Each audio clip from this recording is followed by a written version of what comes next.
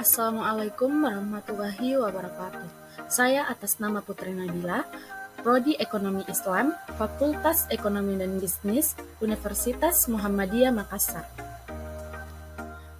Baiklah, di sini saya akan membawakan materi yang berjudul Mazhab dan Pemikiran Tokoh Ekonomi Islam Kontemporer dengan dosen pengampu Muhammad Yusuf K. SEMP. Materi pertama, pengertian mazhab.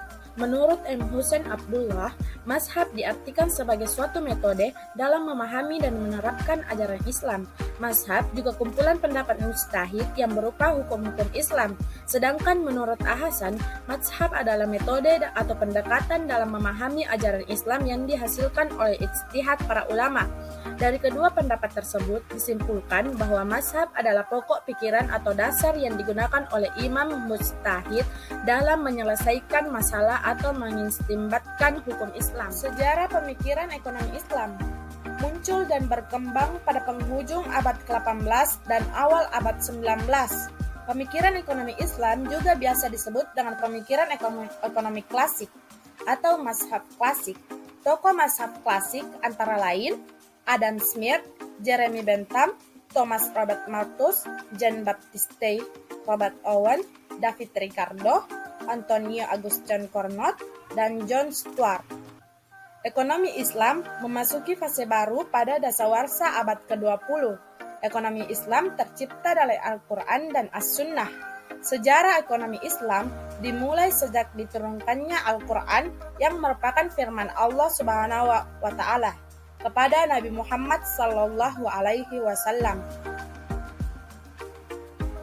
Sistem ekonomi pada masa Rasulullah.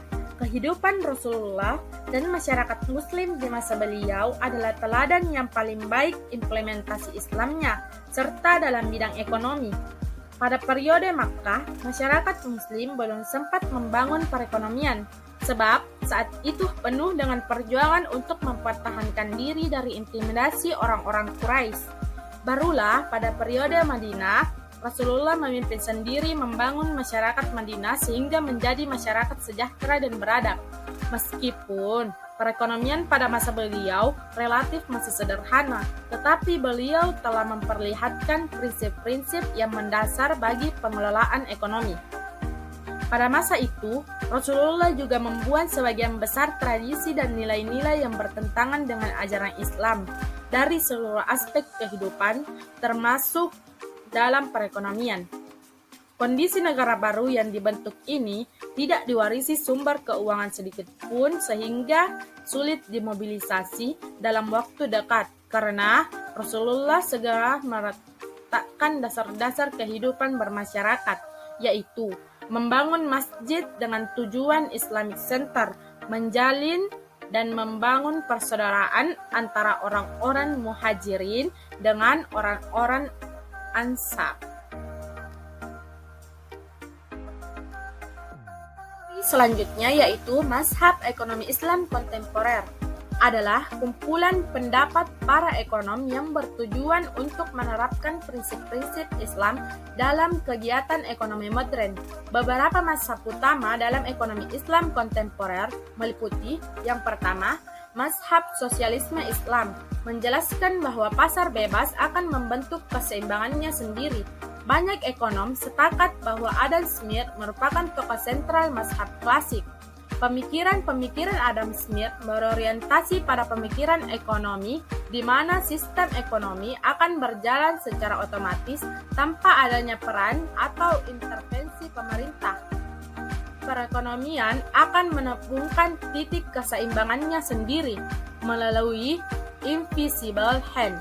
Hal ini lebih menjelaskan tentang keadilan sosial dengan retribusi kekayaan melalui kegiatan zakat.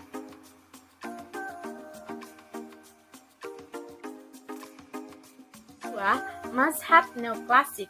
Mazhab ini berpendapat bahwa tidak ada intervensi atau campur tangan pemerintah dalam perekonomian dan ditambah dengan penggunaan formula matematis dalam analisis ekonomi yang dilakukan.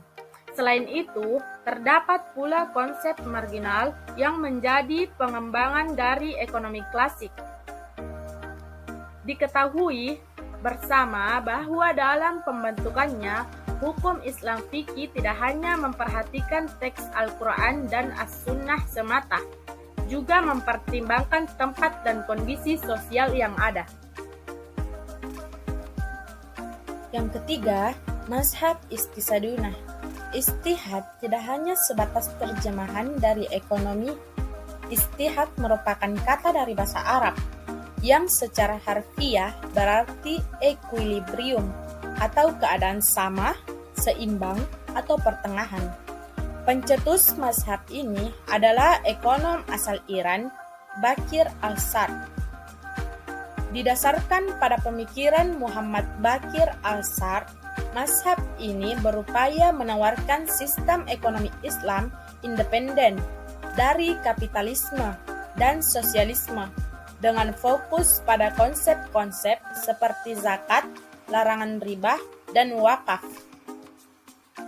Materi kedua yaitu pemikiran tokoh-tokoh ekonomi Islam kontemporer. Yang pertama, pemikiran Bakir al-Sarr. Cendekiawan yang menjadi pioner mazhab ini adalah Bakir al-Sarr dan Ali Sariyati, serta para cendekiawan dari Iran dan Irak. Menurut pemikiran As-Sarr, bahwa dalam mempelajari ilmu ekonomi harus dilihat dari dua aspek, yaitu philosophy of economics atau normative economics, dan aspek positif economics. Faham mazhab ekonomi ini menganggap bahwa segala sumber daya alam adalah tidak terbatas. Konsep ekonomi Islam sebagai alternatif ketiga yang berdiri sendiri antara kapitalisme dan sosialisme, fokus pada keadilan dan distribusi kekayaan melalui zakat dan larangan terhadap praktik-praktik eksploitasi seperti riba.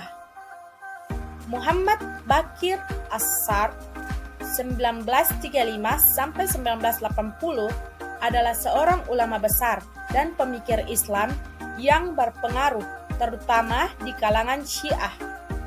Ia berasal dari Irak yang dikenal karena pemikirannya yang inovatif dalam berbagai bidang, termasuk fikih, ekonomi, politik. As-Sarr juga merupakan seorang pelopor dalam pengembangan pemikiran ekonomi Islam modern. Yang kedua, yaitu pemikiran mazhab Syafi'i. Mazhab Syafi'i dikenal dengan metodologi fikih yang mengutamakan penggunaan dalil yang kuat dengan sumber-sumber hukum yang jelas dan hierarki tertentu dalam pengambilan keputusan hukum. Urutan sumber hukum yang diikuti dalam mazhab Syafi'i adalah sebagai berikut, yaitu yang pertama Al-Quran sebagai sumber utama hukum Islam. Syafi'i menekankan pentingnya Al-Quran sebagai dasar pertama dalam menetapkan hukum. Setiap keputusan hukum harus sejalan dengan ajaran dalam Al-Quran. Yang kedua, yaitu sunnah atau hadis. Sunnah Nabi Muhammad SAW adalah sumber kedua setelah Al-Quran. Mazhab Syafi'i sangat selektif dalam menerima hadis, hanya menggunakan hadis yang dianggap sahih atau valid, benar, dan kuat untuk dijadikan landasan hukum. Yang ketiga, ijma'. Ijma' adalah kesepakatan para ulama tentang suatu hukum setelah masa Nabi Rasulullah. Mazhab Syafi'i menganggap ijma' sebagai sumber hukum ketiga yang memiliki kekuatan otoritatif. Yang keempat, qiyas adalah suatu analogi atau perbandingan antara kasus baru yang tidak ada hukumnya dalam Al-Quran dan As-Sunnah. Yang kelima, ijtihad. Imam Syafi'i juga membuka ruang untuk ijtihad, yaitu upaya pemikiran mandiri dari para ulama untuk menemukan hukum Islam dalam kasus yang tidak ditemukan dalil yang jelas di dalam 4 sumber hukum di atas. Pemikiran ketiga yaitu mazhab alternatif Krisi. Dalam sejarah, mazhab selalu berfungsi sebagai panduan hukum dan teologis bagi umat Islam. Namun seiring berkembangnya zaman, muncul beberapa tantangan yang memicu pengembangan mazhab alternatif atau pendapatan baru dalam menghadapi masalah yang tidak dapat dihadapi oleh mazhab tradisional. Mazhab Bakir dikritik sebagai mazhab yang berusaha untuk menemukan sesuatu yang sudah ditemukan oleh orang lain, sementara mazhab Memestri dikritik sebagai jiplatan dari ekonomi neoklasik dengan menghilangkan variabel riba dan memasukkan variabel zakat serta niat. Pemikiran keempat, yaitu mazhab Memestri, adalah mazhab yang diakui luas oleh umat Islam dan memiliki pengaruh besar terhadap pembentukan hukum serta praktik agama di berbagai wilayah Muslim. Baiklah, kesimpulan dari materi di atas adalah dari pembahasan yang telah dilakukan dapat disimpulkan bahwa ekonomi Islam kontemporer menawarkan beragam mazhab pemikiran yang mencoba menjawab tantangan ekonomi global melalui pendekatan yang berbasis pada prinsip-prinsip syariah. Ketiga mazhab utama yaitu mazhab neklasik Islam, mazhab sosialisme Islam, dan mazhab istisaduna, masing-masing menekankan aspek-aspek yang berbeda dalam penerapan ekonomi Islam. Baiklah, sekian dari saya. Jika ada kekurangan atau kesalahan kata, mohon dimaafkan. Wassalamualaikum warahmatullahi wabarakatuh.